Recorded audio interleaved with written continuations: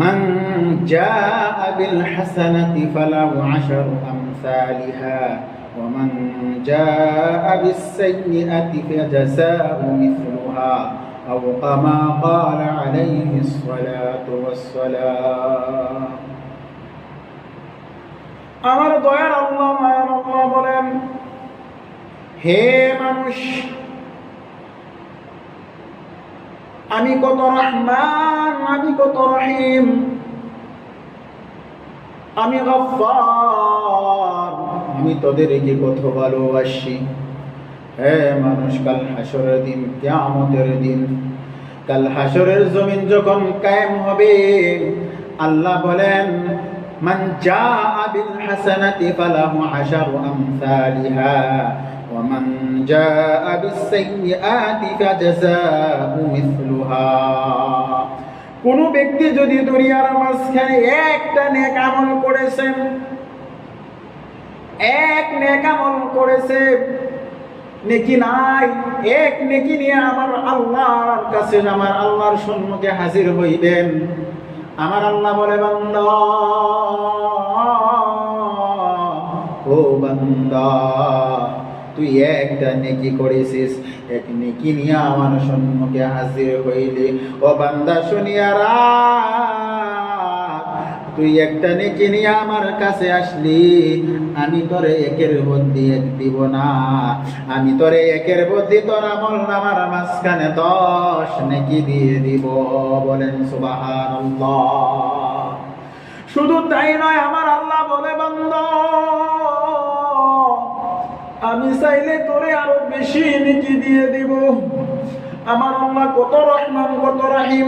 আর কোন ব্যক্তি যদি আল্লাহর কাছে একটা গুনাহ নিয়ে হাজির হয়, দুনিয়ার মাঝখানে গুনাহ করেছে, এক গুনাহ করেছে, আল্লাহ বলতেছে, আমি তোর উপর জুলুম করব না, আমি তোর উপর বাড়িয়ে দিব না, নেকের বেলায় একের বদলে আমি তোরে 10 দিয়েছি, কিন্তু তুই গুনাহ করেছিস একটা, আমি তোরে একের বদলে 10 দিব না, যা তোরে আমি একের বদলি 1 দিব। ও আমার ভাইয়েরা, ও আমার বন্ধুরা, কোথায় পড়ে আছো? কার পিছনে পড়ে জিন্দেগি বরবাদ করতেছো? আসো না, ওই আল্লাহর দরবারে আসো, যে আল্লাহর দরবারে একের বদলি 10 পাওয়া যায়। এবার আমার আল্লাহ বলে, আল্লাহর নবী বলেন, হাদিসের মাঝখানে বলেন, কোন ব্যক্তি যদি আল্লাহকে পাওয়ার জন্য, আল্লাহকে রাজি খুশি করার জন্য, আল্লাহকে পাওয়ার জন্য যদি এমন ভাবে হাতে দিয়ে আল্লাহর নবী ইশারা করেন, কেউ যদি আল্লাহকে পাওয়ার জন্য কতটুকু আগ বেরিয়ে আসে, আমার আল্লাহ বলে, বান্দা, আমাকে পাওয়ার জন্য তুই অতটুক আগ বাড়ে আসলি, যা যা যা। আল্লাহর নবী বলেন, আমার আল্লাহ ওই বান্দার জন্য 1 ফুট আগ বেড়ে এসে, জোরে জোরে বলেন না ভাই সুবহানাল্লাহ।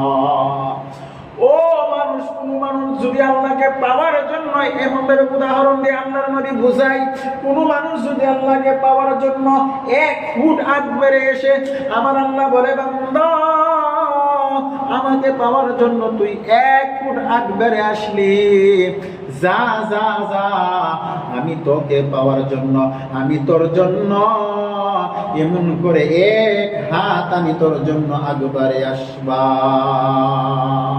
আসে আল্লাহ, আসে।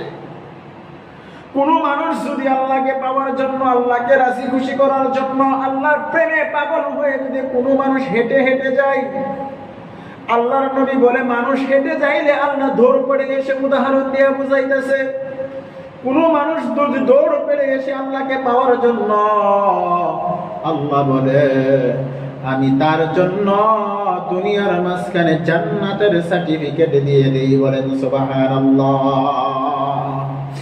আছে না নয়? বড় বড় 7-8 জন সাহাবীকে আল্লাহ দুনিয়ার মাঝখানে জান্নাতের সার্টিফিকেট দিয়ে দিয়েছেন। এ বান্দা, তুমি যদি সারা জমিন, সারা শরীর, সারা জিন্দেগি বড় যদি গুনাহ করে যদি আমার দরবারে হাজির হস, আমি এর থেকে বেশি মাগফিরাত নিয়ে তোর দরবারে হাজির হইব, তোর সামনে আসব, আমি তোরে মাফ করিয়া ধন্য করে দিব, তুই যদি তওবা করে নিস। ও বন্ধু, কেমন করে জান্নাতের সার্টিফিকেট পাইছেন সাহাবারা একটু লক্ষ্য করে দেখেন। আমার নবী জনাবে রাসূলুল্লাহ সাল্লাল্লাহু আলাইহি ওয়াসাল্লাম মেরাজে গেলেন। মেরাজে যাওয়ার পরে নবী আমার জাহান্নাম দেখলেন, ফুলসিরাত দেখলেন, হাউজে কাউসার দেখলেন, মিজান দেখলেন, আল্লাহর সাথে দেখা হইলেন। এবার যখন নবী আমার জান্নাতের মাঝখানে তশরিফ লাইলেন, জান্নাতে দেখার জন্য, জান্নাত দেখার জন্য চলে গেলেন। জান্নাতের মাঝখানে প্রবেশ করবেন। আমার নবী জান্নাতের মাঝখানে প্রবেশ করে আমার নবী জান্নাতের মাঝখানে ঘোরাফেরা করে আমার নবী কানের মাঝখানে জুতার আওয়াজের শব্দ শোনা যায়। এবার আমার নবী ডাক দিয়ে বলে, ও জিবরাইল, কি ব্যাপার, কি হয়ে গেল? যেই নবী না হইলে তামাম দুনিয়া বানাইতো না, যেই নবী না হইলে আল্লাহ আসমান বানাইতো না, জমিন বানাইতো না, 18,000 মখলুকাত বানাইতো না। যেই নবীর জন্য জান্নাত বানিয়েছেন, যেই নবীর জন্য সব কিছু বানিয়েছেন, যেই নবী জান্নাতের মাঝখানে প্রবেশ না করলে দুনিয়ার কেউ জান্নাতের মাঝখানে প্রবেশ করতে পারবে না। আমি নবী জান্নাতের মাঝখানে আড়াচিরা করি গো, কিন্তু আমার নবীর কানের মাঝখানে জুতার আওয়াজ শোনা যায়। ও জিবরাইল, কি ব্যাপার, কার জুতার আওয়াজ শোনা যায়? আমার নবী ধীরে ধীরে করে সামনে একবার এলেন। এবার দেখে অন্য কারো জুতার আওয়াজ নয়, আল্লাহর নবীর সাহাবী হযরত বেলাল রাদিয়াল্লাহু তাআলা আনহুর জুতার আওয়াজ শোনা যায়। আমার নবী বলেন, কি ব্যাপার? বেলাল কোন দুনিয়ার মাঝখানে জিন্দা, বেলাল মরে নাই, কিন্তু বেলালের জুতার আওয়াজ জান্নাতের মাঝখানে শোনা যায়। দুনিয়ার মাঝখানে জান্নাত দিয়ে দেয় আল্লাহ তাআলা। আমার নবী আরো কতটুকু আগবাড়ে গেলেন। যাওয়ার সাথে সাথে দেখে এক কোণার মাঝখানে কে জানি মধুর সুরে কোরআন তেলাওয়াত করতেছে, কোরআন তেলাওয়াত করতেছে। আমার নবীর কানের মাঝখানে কোরআনের আওয়াজের তেলাওয়াত আইতেছে, কোরআন তেলাওয়াতের আওয়াজ আসতেছে। আমার নবী অল্প আগে দিয়ে গেলেন, গিয়ে দেখেন অন্য কারণ আল্লাহর নবীর সাহাবী হযরত নুআমান বিন হারিসা রাদিয়াল্লাহু তাআলা আনহু মসজিদের নববীর মাঝখানে বসিয়া কোরআন তেলাওয়াত করে। ওই আওয়াজ আমার নবী জান্নাতের মাঝখানে শুনে। দুনিয়ার মাঝখানে জিন্দা আওয়াজ, জান্নাতে সার্টিফিকেট জান্নাতে পেয়ে গেছে। আমার নবী যখন মেরাজ করে চলে আসলেন, আসার পরে ধীরে ধীরে করে বাড়িতে আসলেন। বাড়িতে আবার বসে মসজিদের মাঝখানে নামাজ পড়ার জন্য চলে গেলেন। আমার নবী মনে মনে ভাবতেছে, কবে বেলালের সাথে দেখা হবে, আমি বেলালকে জিজ্ঞাসা করব। কবে হারিসার সাথে দেখা হবে, আমি হারিসাকে জিজ্ঞাসা করব। আমার নবী ওই অপেক্ষায় বসে আছে। হযরত বেলাল মসজিদের মাঝখানে হাজির। বেলাল এসে গেলেন। আমার নবী বেলালকে দেখে মুস্কি মুস্কি হাসার বলে, বেলাল, ও বেলাল, তুমি এদিকে আসো না, এদিকে আসো না।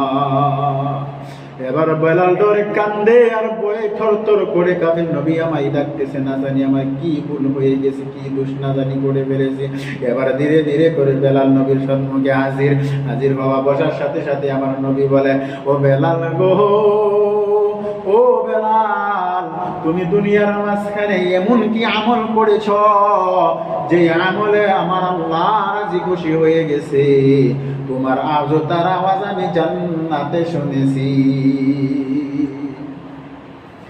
নবী বলে, বেলাল, ও বেলাল, তুমি খুলে বলো তুমি কি এমন করেছো যার কারণে তোমার জুতার আওয়াজ আমি জান্নাতের মাঝখানে শুনেছি। এবার বলে নবী বেলাল বলে, ইয়া রাসূলুল্লাহ, ইয়া হাবিবাল্লাহ, হুজুর গো, আমার কোনো খাস আমল নাই, আমি কোনো খাস আমল করি না।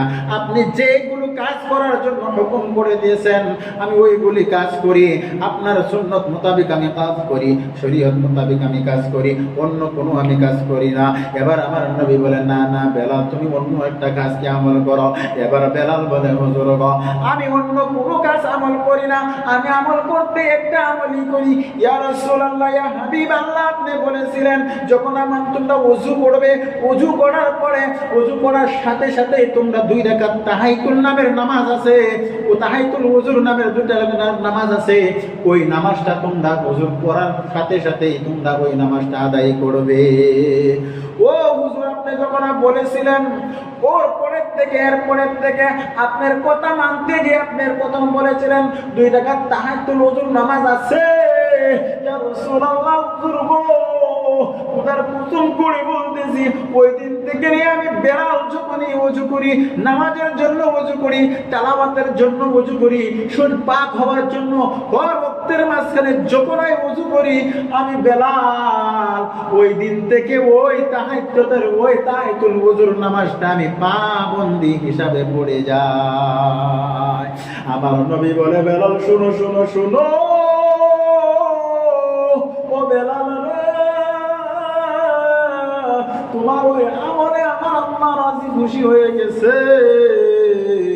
তোমার জুতার আওয়াজ তো আমি জান্নাতের মাঝখানে শুনেছি। ভাইও দোস্ত বুজুর্গ, এবার নবী মুহাম্মদ রাসূলুল্লাহ হারিসাকে দেখলেন, হারিসাকে ডেকে ডেকে বলতেছেন, ও হারিসা তুমি এদিকে আসো না, ও হারিসা তুমি আসো না। এবার হারিসা ভয় করতেছেন, ধরে কাঁপতেছেন, কিসের জন্য নবী ডাকতেছে, কি ভয় না, কি ভুল না জানি হয়ে গেছে, কি দোষ না জানি হয়ে গেছে, কিসের জন্য নবী মুহাম্মদ রাসূলুল্লাহ ডাকতেছে। এবার হারিসা ধীরে ধীরে করে নবীর দরবারে, নবীর সম্মুখে হাজির। আমার নবী জিজ্ঞাসা করলেন, হারিসা, ও হারিসা, কি ব্যাপার, তুমি দুনিয়ার মাঝখানে কি আমল করো, এমন কি খাস আমল করো, আমাকে খুলে বলো হারিসা। বলে, না না রাসূলুল্লাহ, আমি কোনো খাস আমল করি না। বলে, না না, তুমি কোনো খাস আমল করো, কারণ তোমার কোরআন তেলাওয়াতের আওয়াজ আমি জান্নাতের মাঝখানে শুনেছি। এবার নুমান বিন হারিসা বলে, ইয়া রাসূলুল্লাহ, ইয়া হাবিবাল্লাহ, হুজুর, আপনি তো আমাকে যেইগুলো হুকুম করেছেন ওইগুলো হুকুমের পাবন্দি করি, নামাজ পড়ি, রোজা রাখি, শরীয়ত মতনে চলি, হালাল খাই, হারাম খাই না, যে হিসাবে আপনি জিন্দেগি পার করবার কথা বলেছেন ওই হিসাবে চলি। কিন্তু হুজুর গো, আমি একটা খাস আমল করি, ওটা হলো আমার আম্মা। হুজুর গো, আমার আম্মা মৃত্যু হয়ে গেছে। ও হুজুর, আমার আম্মা চলাফেরা করতে পারে না। ও হুজুর গো, আমার আম্মা বছর হয়ে গেছে।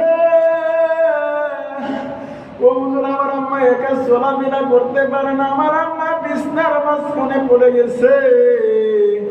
ও হুজুর, আমি সারাদিন যেই কাম কেন করি না, যেই কর্ম কেন করি না, আমি যখন কর্ম করে বাড়ির মাঝখানে যাই, যাওয়ার সাথে সাথে আগে কি করি, আমার আম্মুকে আমি বিছান থেকে সরাই ওই বিছনার মাঝখানে নিয়ে যাই, আর আমার আম্মুর পেশাব পায়খানা আমার বিছনার মাঝখানে করে ওসব আমি সাফ করি, খুব মন খুশি করে করে সাফ করি। আমার আম্মুকে আমি অনেক যত্ন করি, আমি না খাইয়া প্রথমে আমার আম্মুকে গিয়ে খাওয়াই, আমার ছেলে মেয়েকে না খাওয়াইয়া আমার আম্মুকে আমি খাওয়াই হুজুর গো। আর যখন হুজুর আপনি জানেননি, আমার আম্মাকে আমি গোসল করাইয়া, আমার আম্মার মাথা আসু করতে পারে না, আমার আম্মার হাতের মাঝখানে শক্তি নাই, পায়ের মাঝখানে শক্তি নাই হুজুর গো। আমার আম্মা আমার মুখে বসে থাকে, আমি আমার আম্মাকে সামনে বসাইয়া, আমার আম্মা, হুজুর আপনি জানেন আমার বাড়ির মাঝখানে কাহই নাই, চিরুনি নাই, আমি কেমন করে আমার আম্মুর মাথা আঁচু করবো? আমি এমন ভাবে আমার হাত লাগাইয়া, আমার হাতকে চিরুনি বানাইয়া, আমার হাতকে কাহই বানাইয়া, আমার মার মাথার মাঝখানে এমন করে আমি আঁচু করে দিই। ও হুজুর আমার আম্মার মাথাটাকে আমি মুছে দেই, আমার আম্মাকে আমি রাত্র হয়ে গেলে কুলো করে নিয়ে শোয়াই, বিছানা থেকে উঠায়, আমার আম্মুর আমি এমন ভাবে দেখভাল করি, এমন ভাবে খেদমত করি, আমি কোনোদিন আমার মনের মাঝখানে কষ্ট করি না, কষ্ট আনি না, আমি কাউকেও বলি না হুজুর গো আমি তো ওই আমলটাই করি, আর এর চেয়ে বেশি কোনো আমল করি না। আমার নবী ডাক দিয়ে বলে, হারিসা,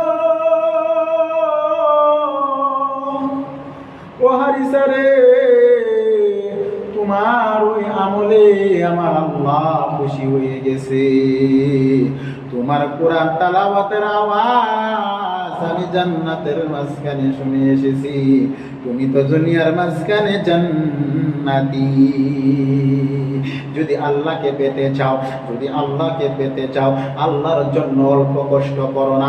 দুনিয়াকে কাউকে পাওয়ার জন্য তোমার সব কিছু তুমি ত্যাগ করে দাও, সব কিছু শেষ করে দাও, তারপরেও তুমি দুনিয়ার কারো মন পাও না, দুনিয়ার মানুষের মন জিততে পারো না, আর জিততেও পারবে না। দুনিয়ার মানুষকে তুমি যতই খাওয়াও, কিছুদিন তোমার সাথে সম্পর্ক, তুমি খাওয়ানি ছেড়ে দিলে তোমাকে ভুলে যাবে, তোমার মহাব্বত থাকবে না, তুমি মারা যাওয়ার পরে তোমাকে মনে করবে না। কিন্তু আল্লাহকে যদি রাজি খুশি করতে পারো, আল্লাহর জন্য তুমি যদি 1 ইঞ্চি আগ বাড়তে পারো, আল্লাহ তোমার জন্য অনেকটা 1 হাত আগ বাড়িয়ে আসবে। আল্লাহ বলেন, মান বাকা মিন খাশিয়াতিল্লাহ, আল্লাহর নবী বলেন, মান বাকা মিন খাশিয়াতিল্লাহ হারামাহুল্লাহুন নার। কোন ব্যক্তি যদি আল্লাহকে পাওয়ার জন্য, কোন ব্যক্তি যদি আল্লাহর ডরে বয়ে, জাহান্নামের ডরে বয়ে, আল্লাহর আযাবের ডরে বয়ে চোখের থেকে পানি ফালায়া ফালায়া কাঁদতে পারে, আল্লাহর নবী বলে তার জন্য জাহান্নামের আগুন আল্লাহ হারাম করে দেয়। ও আমার ভাইরা, আমার বন্ধুরা, আমি তোমাদেরকে বলে দিতেছি, এমন ভাবে তোমরা মা বাবার খেদমত করবে, মা বাবার দোয়া নিবে, মা বাবার কাছ থেকে দোয়া নিবে। মা বাবা যদি তোমার জন্য দোয়া করে, তুমি দুনিয়ার মাঝখানে বড় ইঞ্জিনিয়ার হয়ে যাবে, বড় ডাক্তার হয়ে যাবে, বড় মানুষ হয়ে যেতে পারবে, কারণ তোমার মার দোয়া আল্লাহর আরশের মাঝখানে বিনা উসিল্লায় আল্লাহর আরশের মাঝখানে পৌঁছে যায়। বলেন সুবহানাল্লাহ। ও আমার ভাইরা, আমার বন্ধুরা, আমরা যদি একটু লক্ষ্য করি, একটু চিন্তা করি, চিন্তা করিয়া যদি আল্লাহ তাআলার হাবিবকে যদি রাজি খুশি করতে পারি,